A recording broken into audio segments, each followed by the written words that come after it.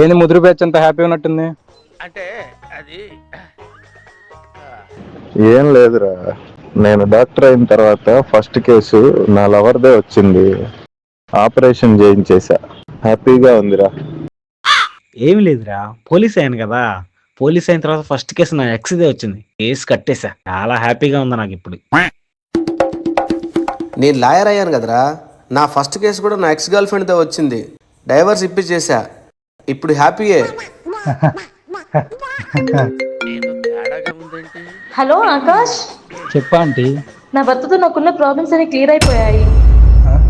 మనం దేశపై పెళ్లి చేసుకుందాం. హలో హలో హలో మీరు డయల్ చేస్తున్న నెంబర్ ప్రస్తుతం అందుబాటులో లేదు. 2-3 సంవత్సరాల తరువాత సంప్రదించవలెను. కుయ్ కుయ్ కుయ్. అంటే ఎస్